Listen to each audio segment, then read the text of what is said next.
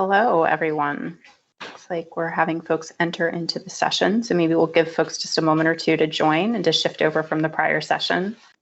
Hearing really good things about it.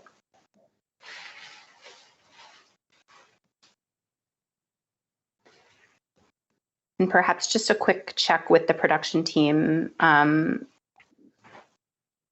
How are we actually seeing folks joining the session?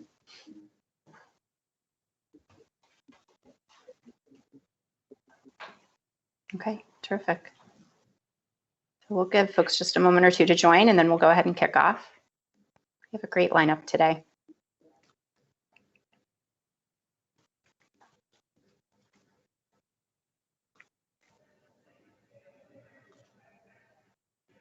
Okay.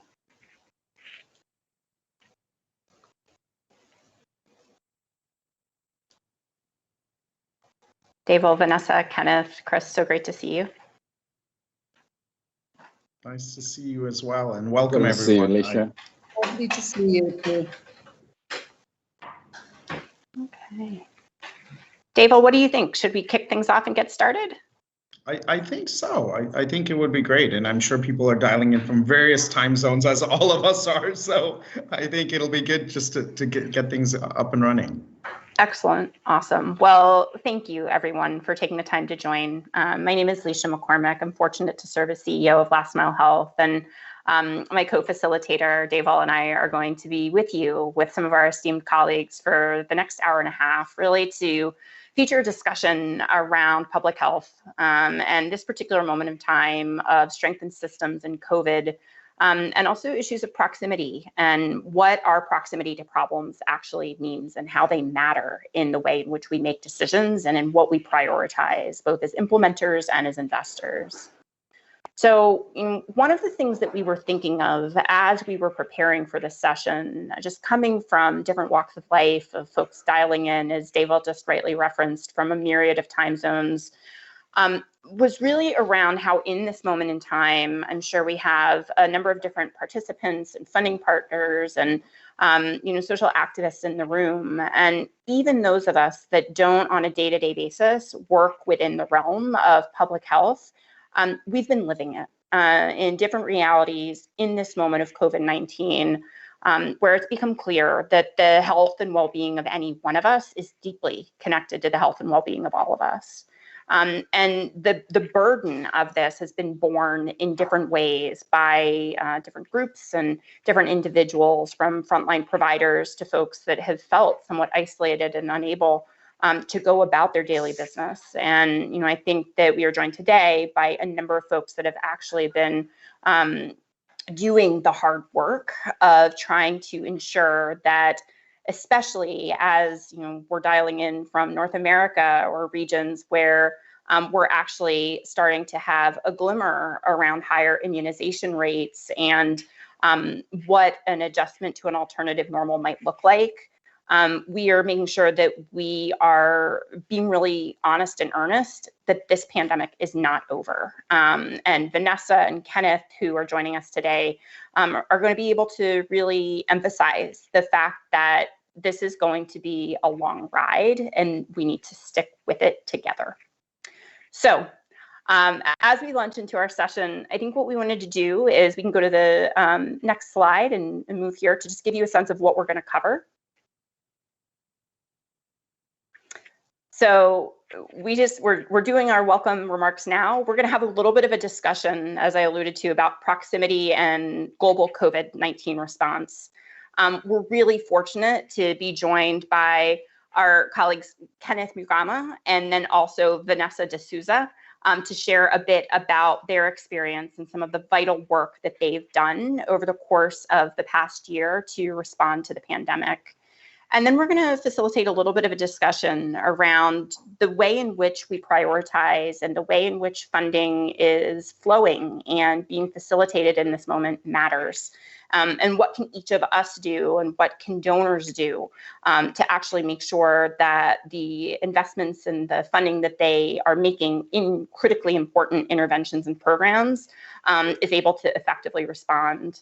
And then we're going to offer back a little bit of work to each of you all. I think it's Deval and my aspiration that the conversation today changes your thinking a little bit. And I think we're going to come back to you and ask each of you to sort of call out a key takeaway that you've perhaps heard, and potentially even a commitment that you're willing to make around the way in which you might think a little bit differently or engage a little bit differently in the months to come. All right, moving forward, I think we'd like to do a quick poll of the audience. And folks, as we do this, you should sort of see a little poll pop up on your screen. And we wanted to hear from you. One, around how many of you have actually participated in funding the COVID-19 response in some capacity over the past year and a half? And then secondly, how many have had a direct connection to a frontline perspective to inform those funding decisions? So we'll take a quick minute to just pop that poll up. And I would maybe look to tech to just verify that this is happening appropriately.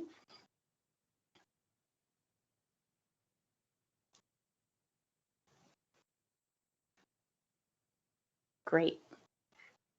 Looks like folks are polling.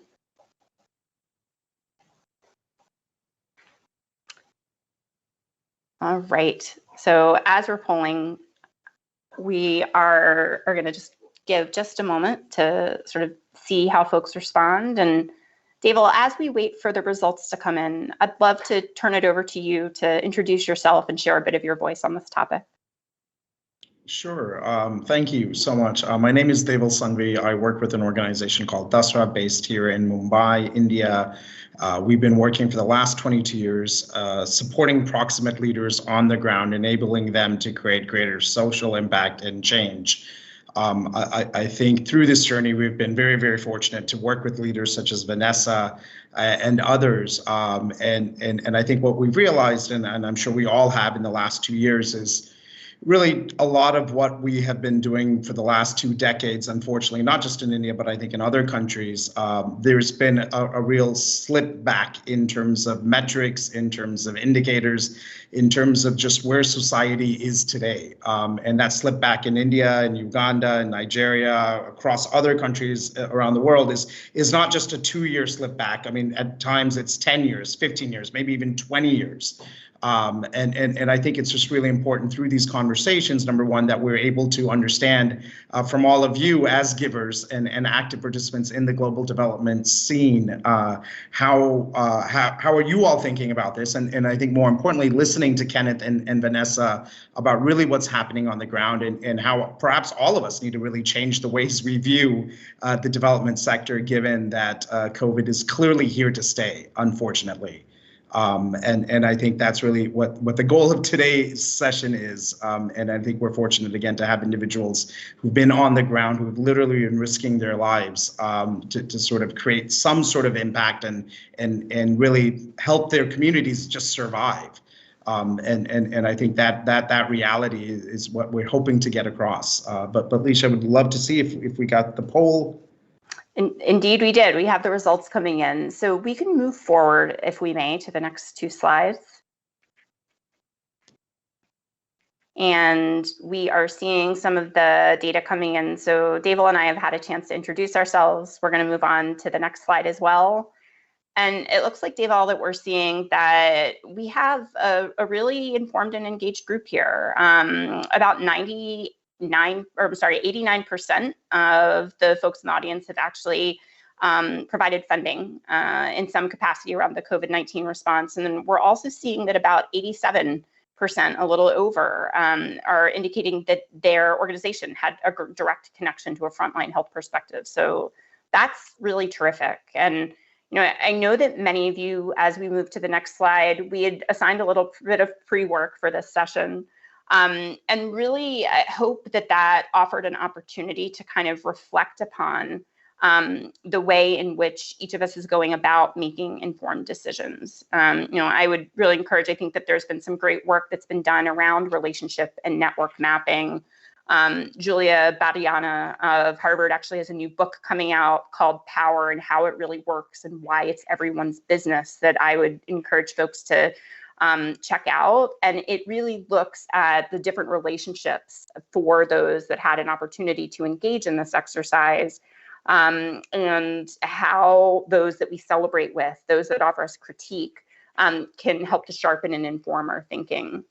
I'd love to hear, if we can, just as folks chime in perhaps on the chat, if there's anything that folks observed as they did that power mapping exercise that we could get folks to draw out. So I know, unfortunately, we can't hear folks' voices through this particular platform, but would love to open it up in the chat and encourage folks to share some thoughts around anything that you observed in doing the network mapping exercise.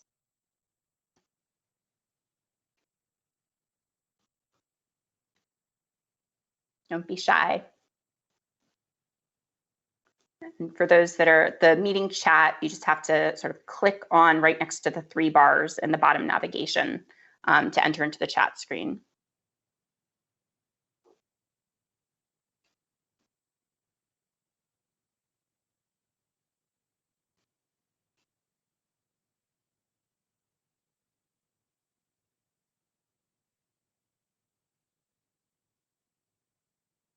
Deval, here's where we patiently wait out the awkward silence.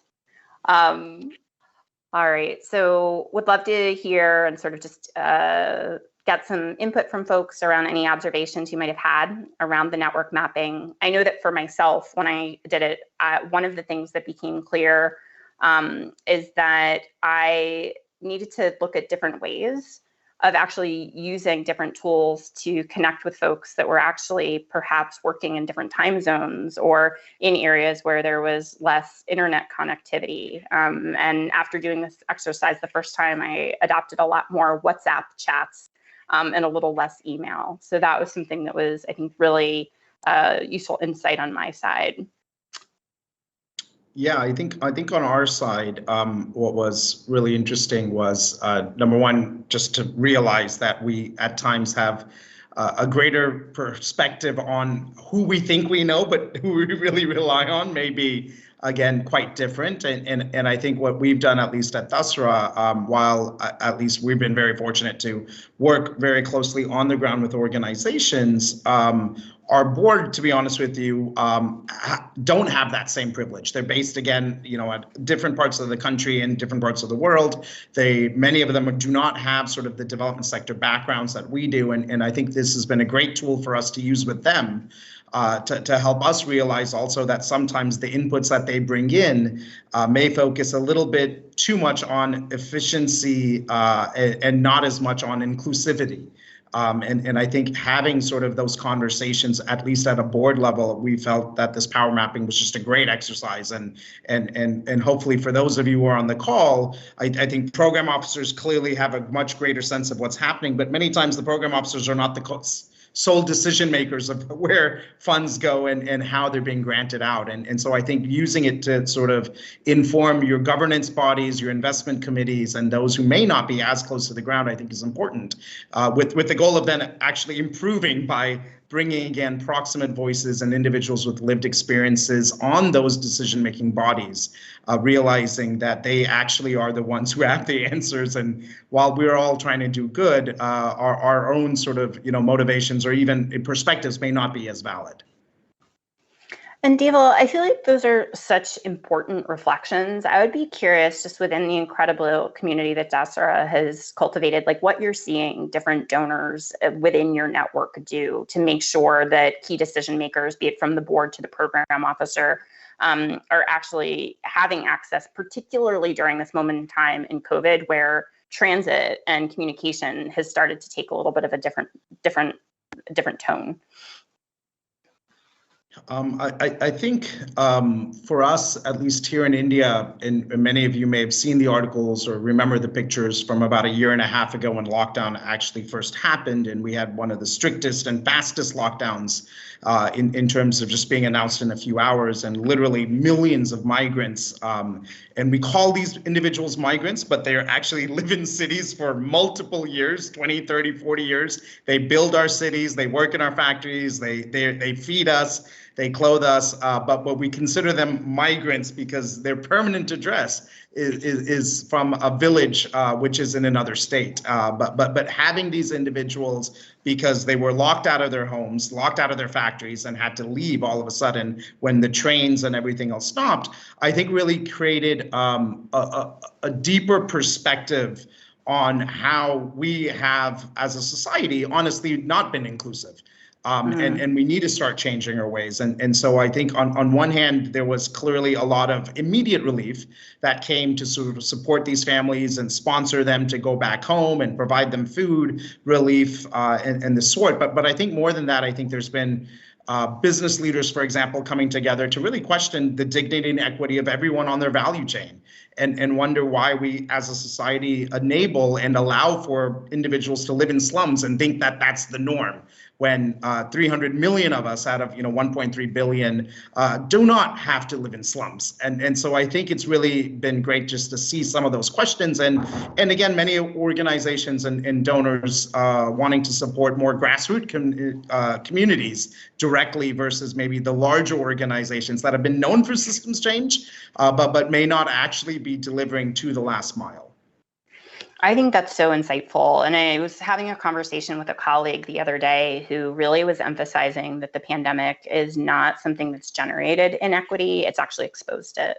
And kind of having this particular moment where there's a recognition that the differentiation between those that are going to have access to immunization, dialing in right now from the US and North America, I think we're seeing that over 70% of the population has actually had access to at least one dose of the vaccine. And I talked to my colleagues that are living and working like Kenneth in Uganda, and the vaccination rates of hovering around 2%. Really exposes differences in terms of infrastructure, in terms of what's being prioritized, in terms of the way that access is really being defined and what we decide is okay. Like, is it okay that there is such a significant delta in those that are able to readily take advantage of basic primary health services or not? And I think our humble position is that it's not, that inequity is that we actually have something to say and to do about to close those equity gaps. So I'm seeing that we have a little bit of a shy audience and folks are not necessarily chiming in with anything that they took away from the power mapping exercise. So we're going to move ahead. And I am happy to maybe just share a little bit in terms of the overall theme of, again, kind of coming back together. And if we could move to the next slide, an orienting response. And then Deval and I are going to pass it over to Vanessa and Kenneth, who really are the stars of the show. A reminder that we're here today to talk about strengthening global health systems. And for us at Last Mile Health, this work starts with one simple and unacceptable fact, and that is that half of the global population lacks access to essential health services. So just think about that for a moment. Half of the global population lacks access to basic care. So the moments in which we're taking a loved one for a particular screening for high blood pressure, or taking our children in for health and wellness checkups, or God forbid, if they come down with a fever, if in fact we were in a position where access to those services was not available, what would our reality look like? At Last Mile Health, we actually partner with governments to bring high quality primary care to millions of people living out of reach of care through teams of community health workers. I think a number of you that are on this call have participated and partnered with us in this work. And as we learned during the West Africa Ebola outbreak, the best emergency system is actually an everyday health system that can be surged in times of crisis. We've been continuing our core work to strengthen these health systems as we respond to COVID-19. And in places like Liberia, where Last Mile Health has worked for more than a decade, we've actually seen the tremendous impact of this health system strengthening work. During a moment of time in Liberia's community health workers, they not only fought Ebola, they actually were able to sustain treatment for the top killers of children under 5 to the tune of 1 million child cases treated. So maintaining essential services even during a period of epidemic. And there's a lesson to be learned there. So, now like all of us, they're fighting the COVID-19 pandemic, and community health workers have been absolutely critical to the COVID-19 response in sub-Saharan Africa, in the United States, and around the world. Very recently, we had a unique opportunity to see that the investments in local health systems of the past decade are actually working. We're seeing it in Haiti as they respond to the second earthquake in a decade, and the impacts of the incredible work of colleagues like ZL and PH and other local and indigenous institutions and leaders. And we're also seeing it in the research that is being created by colleagues and collaborators that we're really pleased to partner with, like the Community Health Impact Coalition, which has demonstrated that community health workers who were equipped and prepared for the pandemic were able to maintain community-delivered care during COVID-19. So the evidence is there. Community health workers and frontline health workers, they can't go it alone though. And that's part of the reason I'm here speaking with you today. They need to be integrated into a strong health system. And the majority of community health workers globally remain unpaid and largely unsupported. It's also no coincidence that the vast majority of these unpaid health workers are women. And we've seen in the pandemic the opportunity cost of not professionalizing this cadre of health workers. It could be even greater than we realize when we're really seeing dropping GDPs and economies that are stalling. Because adequate access to basic primary services, immunizations, COVID response has not been there. Throughout the pandemic, Last Mile Health has been working with the governments of Ethiopia, Liberia, Malawi, Sierra Leone, and Uganda to support community and frontline health workers with needed skills, supplies, and supervision. And this has meant distributing PPE to those serving unprotected on the front lines of the pandemic. And despite significant barriers, working to ensure that 98% of the community health workers in Liberia are on the path to being fully vaccinated. We are really proud of that. It's meant showing up however we're needed, from developing sermon guides on the power of vaccines in Liberia to building a digital training application for health workers in Ethiopia and in support of the Ethiopian Ministry of Health. On the global level, it's also meant seeking opportunities to advocate for sustained investments in community health systems alongside partners like the Africa CDC.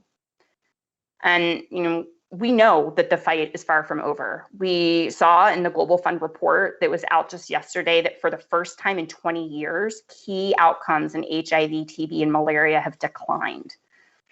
There are bright spots, including an 8% increase in people receiving life-saving antiretroviral therapy for HIV. But this picture underscores the crucial need for community and frontline health workers who can maintain primary care every day and in times of crisis.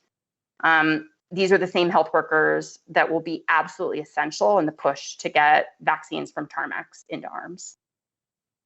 So I invite you to kind of continue in this push in this moment of recognizing that this is not a post-COVID-19 moment for any of us.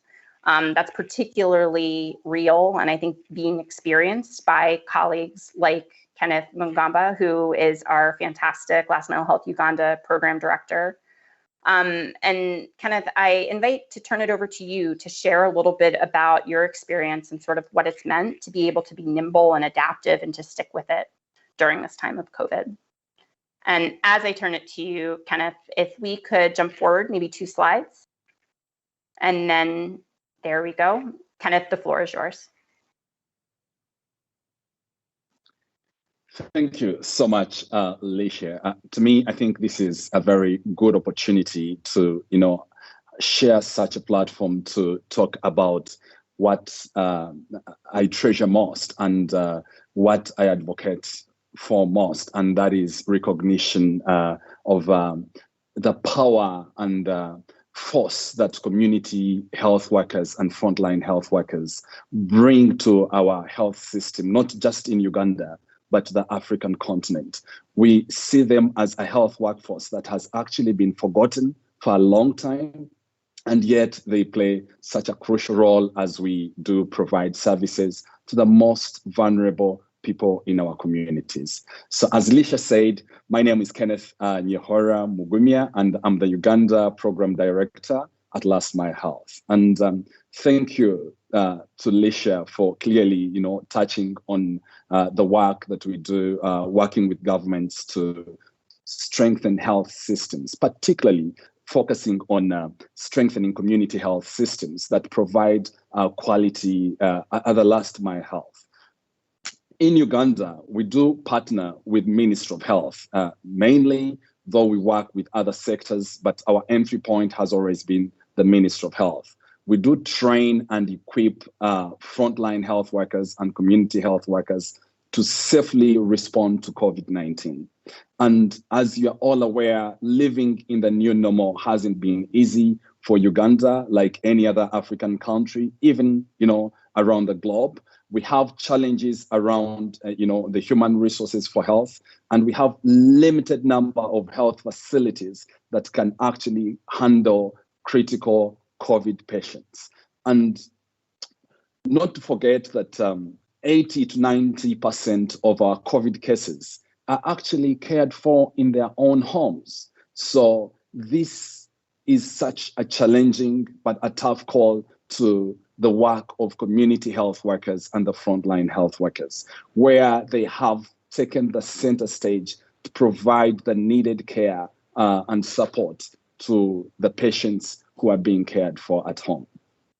So in response to the COVID work in Uganda, in the first phase, Uganda seemed to be doing great, and we're all over, the map saying we've managed to, deal with COVID-19, the best way.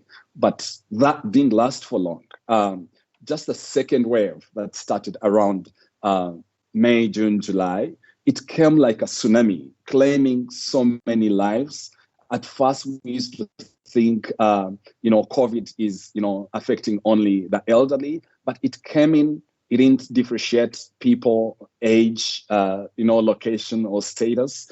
And, everyone, was getting affected, and hospitals were overloaded. We witnessed cases where some patients were actually being treated, in car parks and being put on oxygen in car parks. You can imagine what that feels. And the president of Uganda had to come out strongly with support from Ministry of Health to appeal to partners, asking for support to see in any way how they could come up and, support, in dealing with this pandemic that was actually eating us up. And given Last Mile's long-standing relationship with Ministry of Health, we're able to respond quickly through working with the National Task Force, the case management, and the community engagement pillar. So we're able to provide the needed support with designing and provision, reviewing the case management guidelines, but also formulating the home-based care guidelines that have gone a long way to support and be a supportive document to the frontline health workers and the community health workers as well. But we did not stop there. As we're doing this, we realized that, and I remember this, statement from one of the VHTs saying, a VHT is a community health worker in Uganda. And this community health worker clearly mentioned that you are sending us to the battlefield without any weapon. So how are you expecting us to actually fight for our lives as we defend our communities? We felt that was such a strong statement from a community health worker. So Last Mile Health decided to, deal with the most contested issue, and that was, provision of PPE. We realized that we already had stock out of PPE within the health facilities, but then still we realized at the same time that 80 to 90% of the patients we're dealing with were in the community. So we needed to equip the community health workers and also the frontline health workers, not forgetting the lower health facilities as well, because those are the first one-stop centers for care and testing as the pandemic was going on. So a big thank you to our donors who actually provided us flexible funding. were able to commit very good funds to Ministry of Health, and we went ahead to support the procurement of PPE and also supporting the printing out of the reporting tools, the IEC materials that would also be utilized to do a bit of surveillance work. We only spent 3 weeks organizing this and were able to hit the road to support 2 districts. We realized that, yes, the need was big. We could have supported the whole country, but still we had a constraint with resources. But the resources we got were able to reach out to 3,000 community health workers and 400 frontline health workers, and supported more than 61 health centers that are actually based in the communities. So in Uganda, we have the Health Center 2s and Health Center 3s. Those are the first point centers for care. So we're able to support those centers as well. So we provided reusable aprons, face masks, gloves, face shields, temperature guns, sanitizers, dilutable liquid soap, and the reporting tools, job aids, and IEC materials were equally supplied.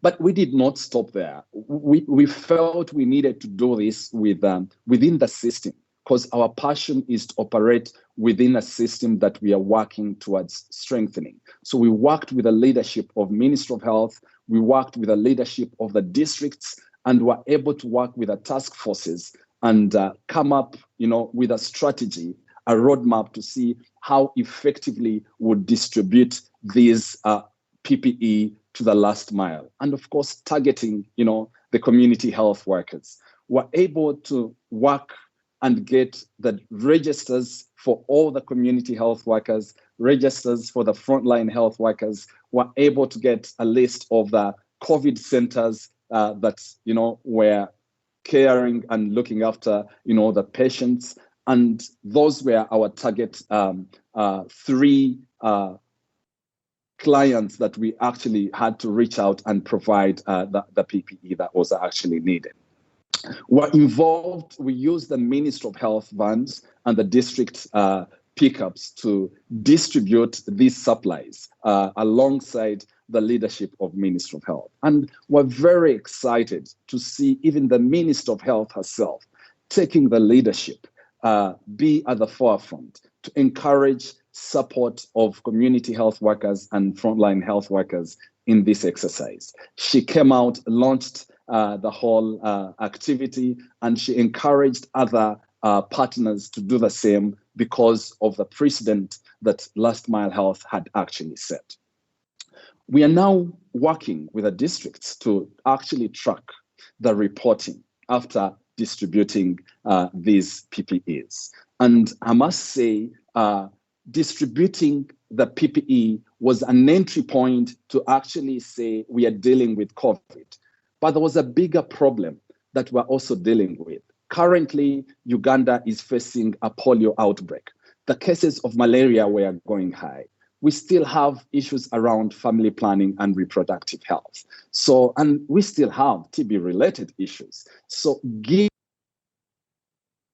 equipping the VHT was not only giving them the confidence to deal with COVID, but we actually boosted their confidence to actually go out there and deal with other illnesses or diseases at the household level. And this, has been such an experience in a way that we didn't want to only focus on addressing issues around COVID and let other illnesses take on, the vulnerable groups, but we're able to actually use PPE as an entry point to provide that holistic care.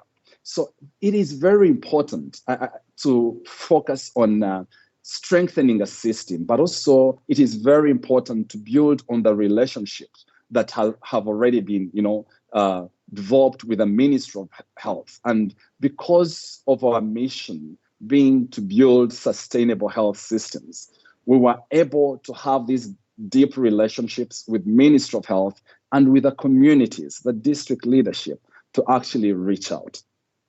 We're also able to quickly get access to the databases of the frontline health workers. So already the relationships built were able to be like open doors for us to actually go in and work as fast as possible. Working in a pandemic mode is never easy. It is think, destroy and think of another strategy. But then I was excited to see that, looking at beefing up the supply chain system, we're able to set a precedent for other partners and for Ministry of Health to actually rethink of how best do we equip community health workers. And as I speak, we've had several meetings and discussions with different partners, reaching out to us and sharing, wanting to know how best we are able to actually pull off this, reaching out to 3,000 community health workers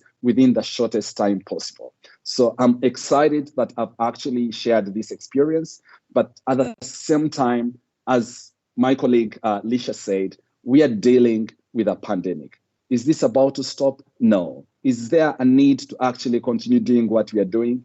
Yes, there's a heavy need. And how do we do this? We are only going to be dealing with this if only we have flexible funding that would be able to reach out to the needs of the community. In our response, yes, we're thinking about the system, but we're thinking about the vulnerable person who is at the household, then getting support from a vulnerable community health worker who has been, neglected without any form of PPE. So I'm excited that I've shared this with you, but then together I do believe we can. Over to you, Lisha. Thank you so much for that, Kenneth. And I see we did have one question come in from the audience that maybe we can respond to before turning it over to Deval. So the question that we're seeing from the audience is, how has this response to COVID differed from Last Mile Health's response to Ebola? It's a really important question. And I would answer perhaps on three fronts. And then Kenneth, if there's anything you'd like to chime in, please do so.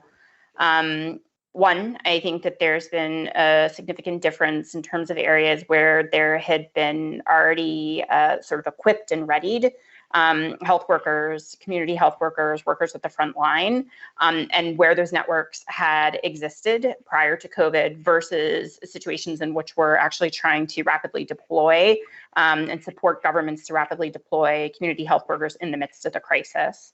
I think secondarily, one of the things that's been quite distinct in between Ebola and COVID has been the global nature of the current pandemic. And I think what that has meant is that sort of the rush and the ability to access key commodities and medication has been harder during the 2014-2015 Ebola epidemic. There was, I think, more of a delay than we would have preferred for the world's attention to actually shift to the region.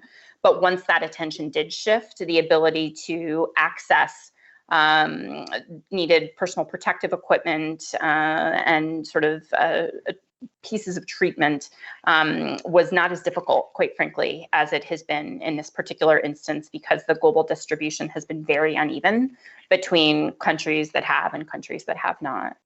And then I would say the third piece has just been the epidemiology of the disease. I think that the fact that COVID is transmitted via aerosol, it means that the way in which you need to do infection prevention control is different. It's also something where it is quite different in terms of, I think there's, I'm sorry, forgive me, not different, similarities in terms of social engagement and behavior change and working with communities to sort of be actors and at the lead in terms of making decisions around social distancing and masking. So that I think has been quite meaningful and quite compelling.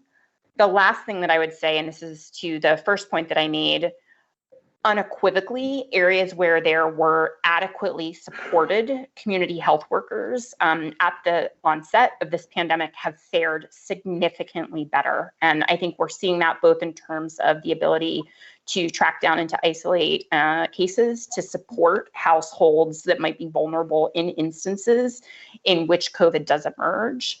and in continuing to sustain community confidence and trust in primary health services. We're actually seeing in areas where there were already well-equipped, well-supported community health workers that the treatment for childhood disease actually has not changed over time. We're still seeing strong rates of treatment for malaria, pneumonia, and diarrheal disease. And that's not necessarily the same in areas where folks are first experiencing community and frontline health workers as COVID responders, as opposed to trusted practitioners that had actually predated the epidemic. Kenneth, before I turn it over to Deval, is there anything you'd add to what I just shared? I think you've done pretty well, Lisha. Thank you so much. But just to mention, emphasis on the power of the community health worker. There is no question the community health worker is the doctor of the village. And we need to actually give that community health worker the much respect, the needed remuneration, and the needed equipment for them to actually do their job right. And there has been the issue of inequity. And globally, we have been thinking about, doctors and other specialists. The less attention has been given to the community health worker in some areas. But then I think now they've been given a platform to actually demonstrate that for us to actually defeat the pandemic, we need to actually equip the community health worker. That has actually stood out very well. Thank you, Lisha. Very well said. So I'm seeing, Deval, that we're having a couple questions coming in from the audience. I'd love to turn it over to you, and maybe we can create some time. And I think also in your and Vanessa's remarks, just taking note of one question, someone who's interested and curious about the types of non-monetary resources from donors that have been the most impactful over the last 18 months. And then also someone who's doing some really important work working with amputees in 12 countries. Any thoughts on the best kind of partnerships to develop on the ground? So with those couple prompts, I'm very happy to turn it over to you, Deval, to talk us through a little bit of Dasra's important experience.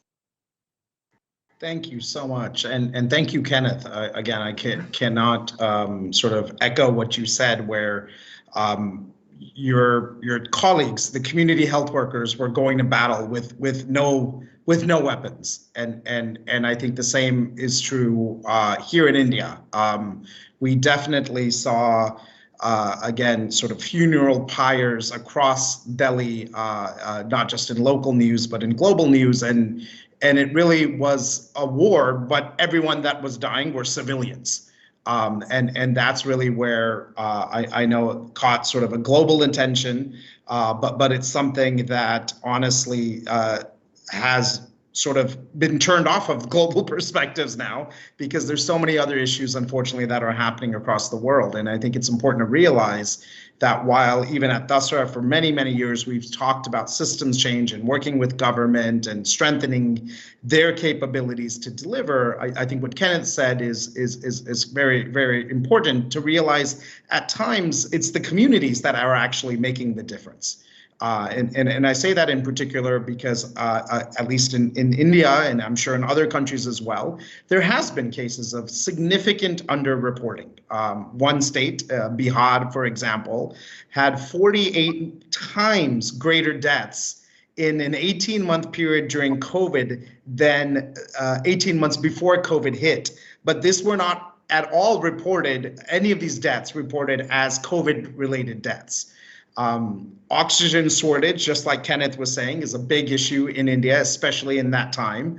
Yet in Parliament 4 weeks ago, the government very proudly stood up and said not one person had passed away in the entire country because of lack of oxygen.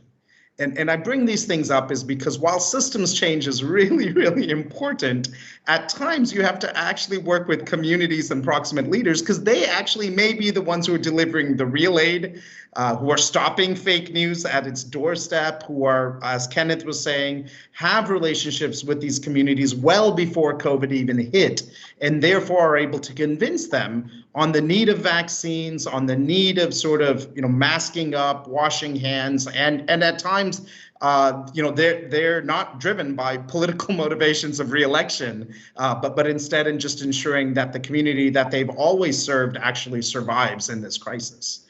I think through that effort, at least as Dasra in the last few months, we were very proud to be able to support over 150 nonprofit organizations across the country, not just those that are dealing in health, but we looked at education, we looked at livelihoods, we looked at welfare, we looked at pretty much anything and everything that we realized was required, because unfortunately, again, with COVID, we've all seen it's started out as a health crisis, but the ramifications of that actually cross multiple sectors. And I think the nonprofit sector here in India, we've had multiple conversations since COVID on, to a certain extent, the sort of focus on the Sustainable Development Goals and all of us being put into these buckets of 17 goals, and that's what we should focus on. Unfortunately, that may have made us all sort of not realize the interconnected relationships of what a community needs. And how well you may focus on one area and get really, really good at it, and donors from across the world will say focus is critical, yet at the same time, that singular focus is probably not the need of the hour, especially at a time of crisis. Kenneth also spoke a lot about flexible funding, and I think the humorous thing about this is twofold. Number one, in the for-profit space, everyone will give equity investments to entrepreneurs and will never judge which line item they give the money to. They never will say, I need the returns back in 18 months or 12 months. They usually look at a 5 to 7 year period to have a standard IRR, and they trust the organizations and the companies that they invest in to use that money as they see fit. At a time of tragedy, especially during COVID, where things are changing literally on a daily basis, we expect our NGO partners and our community health workers and teachers and those that are on the ground to be flexible and nimble to react to the needs of their community today, yet we tie them up with proposals that were sort of put in place a year and a half ago, which again are very specific on specific line items, which do not allow them to be flexible.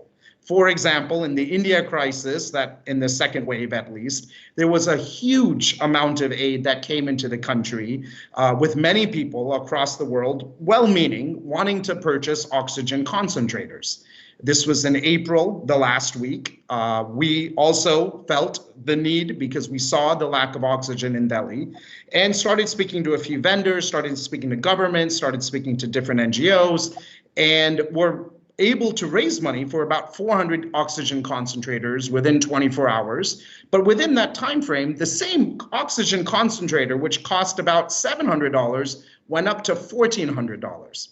And the bid and the contract that we had signed all of a sudden was reneged. And the $1,400, which went out and somebody sort of paid for that, actually were a bunch of private equity firms coming together and wanting to do good for the country, but outbidding NGOs to ensure that those oxygen concentrators were bought. So on one hand, you had donors saying, we want to help individuals on the ground, but we will do that by sending or purchasing concentrators. The cost of those doubled literally in 24 hours. And this was the last week of April, and the first week of May, where most of these concentrators were being manufactured was China. It was May week, so things were going to be shut, which meant if you didn't get your order in literally that last week, the concentrators were going to be delivered 2 months from then. Fortunately, in India, 2 months from that period, which was in July, we didn't have an oxygen concentrator issue anymore, yet millions of donors and dollars went to purchase these concentrators, which then entered into the country. And as of now, at least, there's been no need for them. And the reason I bring this up is because I think especially in disasters, especially in a time with such uncertainty, you have to trust these proximate leaders. You have to give them the tools to deliver. They're already risking their lives for their community. The least we can do is give them a little bit of capital so that's what they don't have to worry about. And I think that's really the issue, honestly, with global development as a whole, and really about us sort of thinking that concentrators is the answer and not necessarily trusting the communities and those individuals who are on the ground and giving them not just the flexibility, but more importantly, the authority to decide what is required at this day and at this stage. With that, I would really like to turn this over to Vanessa. We've been very, very lucky to be working with SNEHA for almost 22 years now, since the inception, of course, of the organization. And I think it would be just really good for individuals to understand, similar to what Kenneth said, really what was the state of COVID, how did SNEHA respond to it, and where do you see some of the gaps that still occur today, which may actually be solved by donors changing the ways in how they give and trust. Thanks, Deval. Hi, everyone. Good morning, good evening, wherever you are. I actually run an organization called SNEHA, and SNEHA works with women and children in extremely vulnerable, informal urban settlements. We work in slums like Dharavi, which I think is, very well known. It's one of Asia's largest slums. We work on maternal and newborn health, child health and nutrition, adolescent health, and gender-based violence. I still recall, on the 1st of April, when the first case of COVID was, discovered in Dharavi, there was absolute panic because Dharavi, for those of you who haven't been there, has 1 million people living in 2.1 square kilometers. The average size of a home is about 200 to 250 square feet, and you have anything between 5 to 8 people living in a home that size. So when COVID struck, I think the worry was that, we might actually see a huge number of people being wiped out. And, for us NGOs on the ground, we too were new to COVID. There was no playbook for us. Besides doing our routine maternal, child health, gender-based violence work, we now have this added responsibility to look after our communities. A couple of things that we had to do very quickly. On the community front, since the government had announced a nationwide lockdown, about 80 to 90% of the people who live in these slums are daily wage earners. Large numbers, about 30% of them migrated, but still leaving, 70% on average in the slums. Now, these people were without food, so the first thing we had to do was address food relief. Now, we didn't have funds for food relief. We had to raise the money, we had to procure, and we were trying to there were logistical issues, and we had to make sure that people had food. Within Dharavi, whenever somebody was, there were more than about 10 cases of COVID, the area was cordoned off and it was called a containment zone, and nobody was allowed to enter the area or leave the area.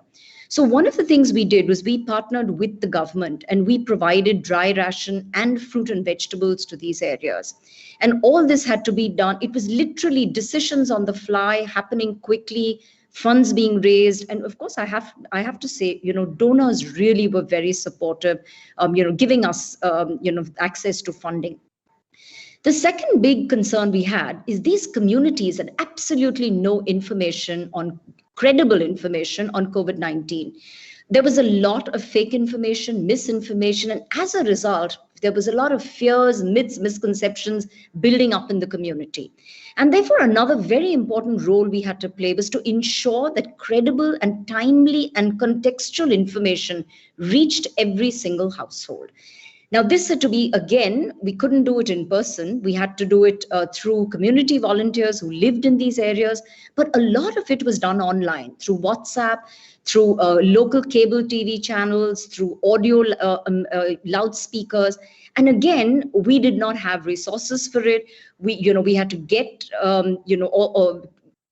get resources, get connections to make sure we got all these cable channels with the right information. So providing correct and credible information was another important aspect. While we were doing all this, the public systems that we work with were unable to procure PPE kits, masks, sanitizers in time. And because we worked so closely with them, we were the first people they came to. So simultaneously, we had to raise resources to quickly provide them with the safety gear. And, right from procurement, the quality, etc., had to be done. With all this happening, because of the lockdown, we also saw a tremendous escalation of domestic violence. and intimate partner violence. So early, we normally have physical counseling centers, physical spaces in the community that women experiencing violence access. And now all those centers were shut because of the lockdown. So our helplines and our website was suddenly flooded. We had a 400% increase from March to May on our online and our helpline numbers. So we had to again staff ourselves to address all these issues. So I think there were lots of moving points, a lot of new things that happened on the ground, which we'd never worked on. Because of the food insecurity, we started working on the public distribution system, which is the free and the subsidized rations that the government provides this community, to make sure that those systems and those levers were functioning well, because we knew that we could raise relief, but that was not a long-term solution. In all this, we also had to make sure that our routine work was going on. Women in labor had to reach the right hospital. Overnight, hospitals were being converted to COVID care centers. So we had to constantly keep track of which hospitals were COVID and non-COVID to make sure women reached there. We didn't want home deliveries to increase because we know what the risk to mother and child is. Similarly, we have children who are malnourished, who are going through treatment protocols, and you have to make sure that that treatment continues. So all these moving, it was literally like being a juggler in a circus, and there were so many things to do. And in addition to all that, we had to figure out how to raise funds. And I think the point I'd like to make here is the need for us to have that kind of nimble funding available so that we can make these decisions and respond to the community very quickly. In about June, we decided that, there was so much that had changed in the community that we really did need to understand what was happening. So we did a need assessment survey in the community. We covered 5 slum communities, and we tried to understand a couple of things. Number one, what was their knowledge on COVID? We had been doing 3 months of messaging. Do they really know what the risks are? Do they know what they have to do? And we were happy to see that, about 95% of the community actually was aware of, the basic hand wash, the masks, the social distancing, but maybe not of some of the other related risks to COVID. So we were able to quickly tweak our communication material. The other very interesting thing that we came out was when we asked them, what is it that were their biggest stressors at that time? In the midst of the pandemic, it wasn't the pandemic. It was livelihood. It was income. It was wages. In fact, I remember one of our community people saying, what is the point if, in surviving and avoiding COVID if we don't have food to eat? So, we had to then repurpose and start working on social protection schemes, strengthening our work with the public distribution system, partnering with other organizations that are working on livelihood generation, and just make sure that the community needs were being responded to. So all these moving parts, I think, created lots of changes in our funding requirement. And there was a lot of communication that we had to do with our donors to explain the situations, why we needed to change, budget lines, reallocate funds, and use some of the funds that we already had while we were also simultaneously raising additional funds. I think another very, very important aspect of this entire ability of ours to deliver to the last mile were the community volunteers that we work with. So SNEHA has been working with community volunteers from 2009. These volunteers are mostly women, but we do have men's groups. We also have youth volunteers. And we've been working with them, building their capacity, leadership skills, technical skills, soft skills over the years. And I think that really held us in good stead. We have about 7,000 volunteers that work with us. These are people who live in the community. They have shown leadership skills. They care deeply about the issues, and they are willing to give some amount of time in their busy schedule to support SNEHA and their work. So we again had to capacitize them with training, with giving them data packs. We started a mobile phone library for those that didn't have mobile phones, again, to provide that capacity. And all that, of course, took in quite a lot of our resources. If we look at the current situation, I think the biggest concern right now is vaccination. And the government, unfortunately, has been going very slow on the vaccines, and the most vulnerable actually have the lowest levels of vaccination. So we then decided about 3 months ago to do a vaccine survey. and to understand two things. Number one, what was the percentage of our population that had been covered for vaccination? And two, what was the attitude of the community towards vaccination? Again, we surveyed, all the communities we work in. We found only 17% of the community had one, about 5% had two vaccines. We interestingly found that 37% of the community members did not want to be vaccinated. Now, that was a really high number. There were many reasons, lots of myths, misconceptions, fears, unfounded most often, that were prevalent in the community. So what we did was we formed a collaboration of a couple of us community-based NGOs in the city, and we worked with the government to come up with communication to address vaccine hesitancy. But we did not use the standard IEC material that is available, from most of the large development organizations. We customized the communication to address some of their fears. So I'll give you an example. One of the fears was that there is pig fluid in the vaccine, and therefore a very large population, a Muslim population, which is about 70 to 80% of our communities, did not want to have the vaccine. There were fears that the vaccine, may be a way to get rid of certain communities. It may lead to sterilization. A lot of these unfounded fears. So our communication had to address all these fears. It could not be a generic communication saying get vaccinated, it's good for your country, because that wasn't going to work. You had to address the fears on the ground. I think these are some of the new aspects. So the other thing we did was we formed, again, a lot of public-private sector partnerships for vaccination. Right now, we have one going on in Dharavi. About 50,000 people have been covered in the last 1 month. We have another one going on in two other slums where we have another 15,000 people covered in the last 1 month. And I think that's another way where we're constantly trying to make sure that this community doesn't get neglected. I think one of the big things that we as NGOs, we need to think of at this point in time is collaboration. And I have to say one really positive outcome of this pandemic has been collaboration among nonprofits with the government, especially nonprofits. We've seen very, very successful collaboratives in India. The COVID Action Collaborative is one of them that we worked with. So we actually, because we see a violence escalating in across the country, we've been doing a lot of sessions with organizations that don't work on gender-based violence, and building their capacity so that they can identify and refer cases of violence. They can build capacity of their frontline workers and their community volunteers. Similarly, we have learned from the collaboratives also. We started a social protection help desk that we never had before. So I think there's been a lot of exchange. The IEC material that we created both for COVID and for vaccine hesitancy is openly available for other NGOs to use. We've been doing a lot of training. So collaboration has been another very key aspect that has worked very well in the pandemic among NGOs. And I think, everyone has realized now the power of collaboration, especially the nonprofits. And I'm very optimistic that this will go on.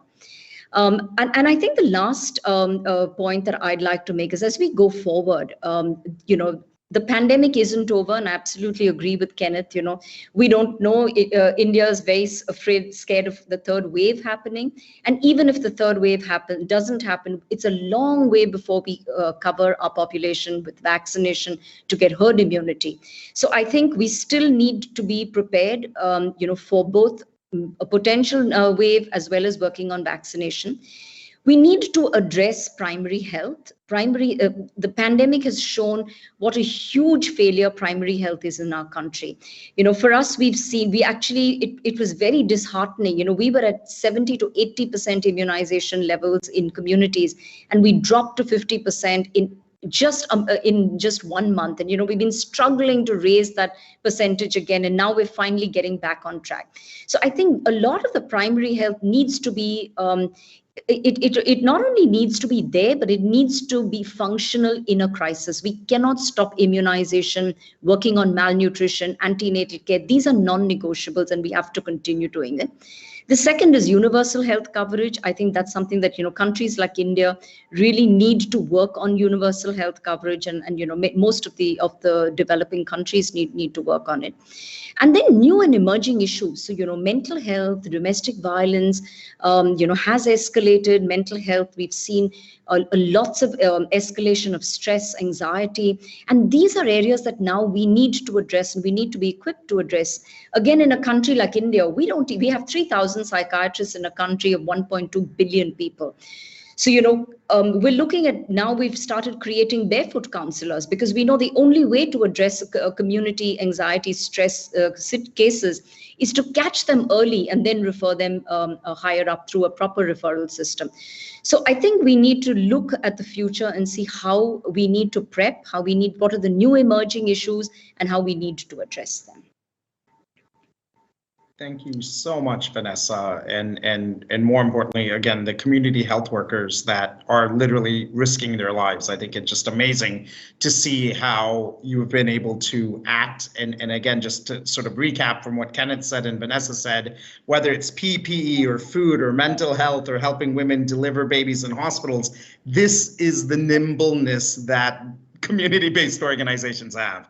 This is their ability to act, to respond, and to create impact. And honestly, the funding environment is the antithesis of that. And it's about time, I think, that we have conversations on how all of the funding we give needs to be given in a manner which gives these organizations, these individuals who are literally risking their lives day in and day out, the flexibility to make decisions that their community need today, not what was thought up in a proposal a couple of years ago. One of the things we've realized in India, and I'm sure the same again is true in Africa and other countries, is the communities that we all serve have had actually, and unfortunately, their version of COVID for generations. We're the only ones of privilege who are now sitting on a camera and Zoom and haven't had access to food or restaurants being shut and the rest of it. And we've sort of now said this is a global disaster, but the communities we serve, they don't have water 3 days a week. They don't have livelihoods. Their slums are demolished literally overnight. And the reason I say this is because I think while many people came to the sort of consensus, and Chris, we'd love to bring you in now about sort of this funding pledge. I think we need to realize when we're looking at development, the sort of level playing field that we have all been fortunate to have, most of society does not have. And while sort of this funding pledge, I think, has added some value during a time of COVID, how do we ensure going forward we just provide the same level of flexibility and nimbleness to the community-based organizations we want to support so they can meet the needs of the community today versus, again, what has been thought about in a proposal 3 years ago, 5 years ago, or in the results framework, which, to be honest with you, may not even be relevant anymore. With that effort, I think Chris and a few other foundations came together to really create this pledge. And Chris, I'd really like to hand this over to you to sort of speak a little bit about both the creation of the pledge, what it meant to do, and I think you've also done a little bit of analysis on sort of what has come out of that in the last 12 to 18 months. Yeah, thanks. And so much appreciate the opportunity to be with you all and to hear everyone's perspectives. As someone who's, not at a public health funder ourselves, it's just inspiring to hear about the work that you all are doing on the front lines, and also to reflect on a lot of the similarities with other types of funding that we're involved with. So a little bit to share, the funder perspective on this. I continue to be baffled, Deval, by the point that you made in for-profit investing. This isn't even a question of needing to have all of these line item budgets. You invest in a leader and a plan and give the team room to run. So how can we get to that? There are a lot of ways in which it's too easy to say what are business practices we can import into the NGO field. I'm usually very cautious and skeptical about that. This is one area where there is very clearly something to be learned from the for-profit space, and I have no apology about that. Really the intent with this pledge, which came about in March of last year, just as the pandemic was starting, with the few foundations who worked with the Council on Foundations to get it started, was to create a wave of commitment among funders to more flexible funding practices. that we know from experience work better for NGOs in all the ways that we've heard about, allowing them to plan and adapt, and also to mitigate power dynamics in the donor relationship. We had learned this at the foundation through our Build initiative, which in 3 years led us to shift from 36% general support grants or flexible support grants to 76%. So I share that as an example that even a relatively large initiative legacy foundation, who've been around for 80 years, is capable of making those changes. And our experience of that is we named the commitment publicly and put a dollar amount to it that was significant, and then built our way into the capacity to do it, rather than trying to study it. We did some prep work, obviously, but we led by doing. And I'll be honest, our teams were not super enthusiastic about it internally at first. And I learned, that there are some social justice reasons why social justice funders might want to, embrace more focused or restricted funding. Maybe they want to, ensure that an organization that works on multiple issues also focuses on a particular marginalized population that they care about. But one by one, as those reasons sort of melted away, as folks had the experience of funders of doing these kinds of multi-year, and these are 5-year commitments to organizations, in the ways that Vanessa and Kenneth have described.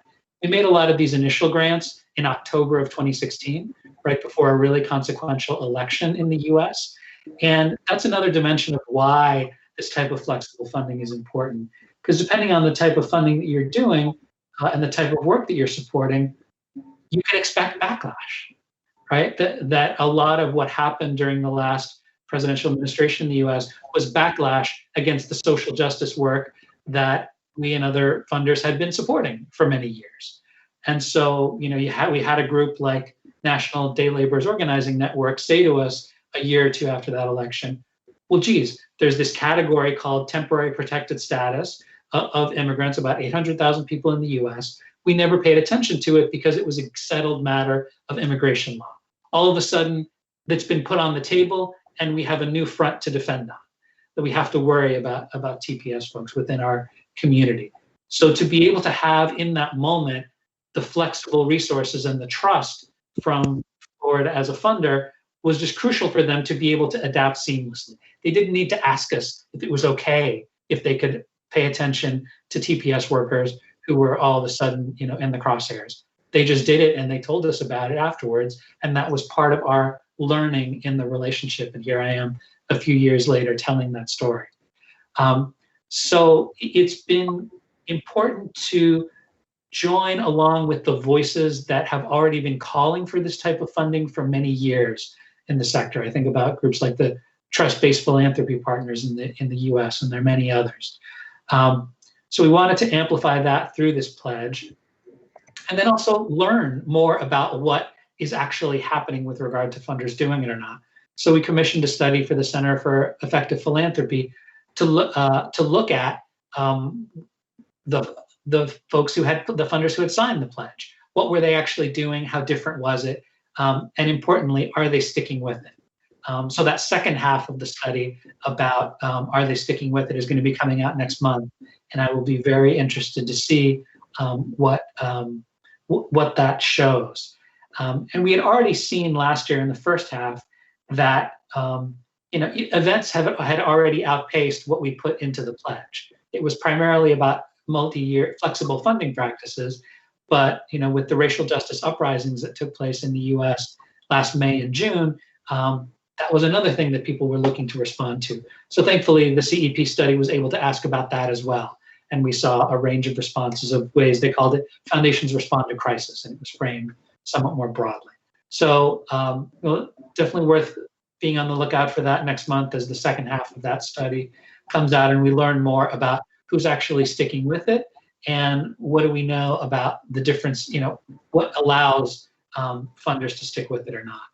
And would certainly be curious for folks in the audience as we're moving toward wrapping up and doing some Q&A along the way, if there are things that they've seen funders that they work with or that they work at that are able to stick with these practices? What's persuasive?